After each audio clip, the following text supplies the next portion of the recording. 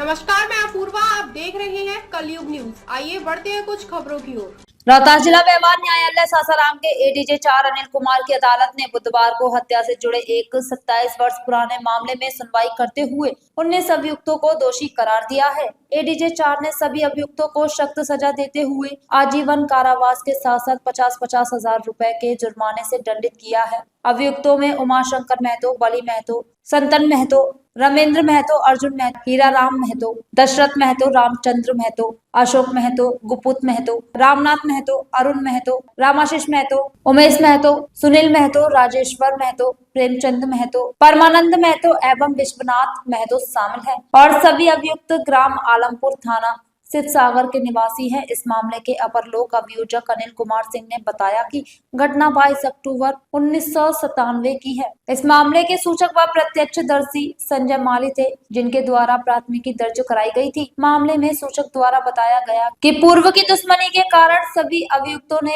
एक राय होकर घटना तिथि को सूचक के चाचा विनय माली के घर सुबह 6 बजे आकर उनको गोली मारकर हत्या कर दी थी। साथ ही इस दौरान उन्हें जो भी बचाने आया उन पर भी जानलेवा हमला किया गया था। वहीं अभियुक्तों द्वारा मृतक का सिर, पैर और हाथ काटकर नहर में फेंक दिया गया था। एडीजे ने कहा कि इस मामले में कुल 9 गवाहों की गवाही न्यायालय में दर्ज हुई थी, जिन्होंने घटना में सपोर्ट किया था। उल्लेखनीय है कि हत्या के 27 वर्ष पुराने मामले में अनुसंधान के दौरान कुल 4 आईओ ने कार्य किया था, लेकिन कोर्ट के बार बुलाने के बाद भी न्यायालय में गवाही देने के लिए उपस्थित नहीं हुए थे। कोर्ट ने इन पर भी जुर्माना लगाते हुए जुर्माने की राशि पीड़िता के परिवार को देने का आदेश जारी किया है। सासाराम रोहतास से अश्विनी पांडे की रिपोर्ट। ये बड्डी थाना से संबंधित है, जिला रोहतास, और इसमें जो घटना थी तो घटना सुबह की थी और 1997 की बात है।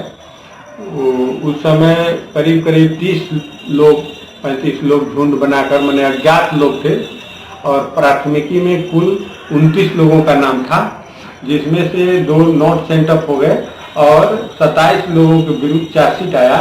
27 में 5 लोगों की मृत्यु हो गई और 3 लोग नाबालिग में घोषित हो गए, तो उनका ट्रायल जेजेबी में चल रहा है।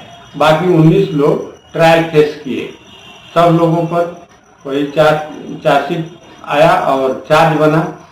चार्ज 302 और आर्म्स एक्ट और अन्य धाराएं भी लगी और उसमें घटना यही थी कि वो लोग आए एक राय और साजिश होकर और सूचक संजय माली के चाचा जंग बहादुर माली को तलवार से, भलुआ से और गोली से मारकर द्वार पर ही हत्या कर दिए और उनके अदर भाई विनोद माली को भी मारे और सर को काट दिए, पैर को काट दिए और अन्य जगह को भी काट दिए।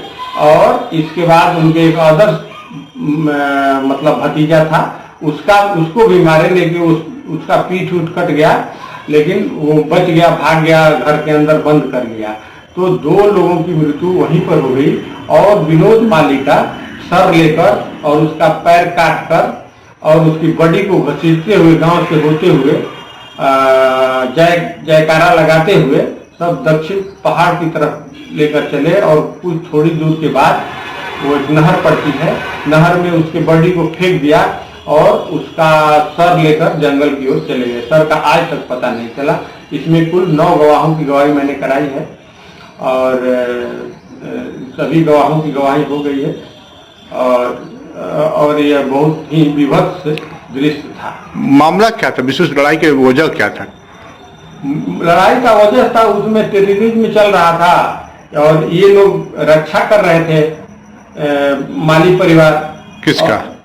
आम लोग पुलिस को सूचित कर रहे थे कि भाई ऐसे ऐसे लोग हैं यहाँ जो उग्रवादियों से मिले हुए हैं। तो उसी खुफिया के चलते या पुलिस को सूचना देने के चलते ये लोग प्रतिशोध लिया है। इनका हत्या हुई थी जी। आज क्या हुआ विशेष? आज में माननीय न्यायालय में सभी को आजीवन कारावास हुआ और सभी पर 50-50 हजार रुपए का अर्थदंड भी लगा और नहीं देने पर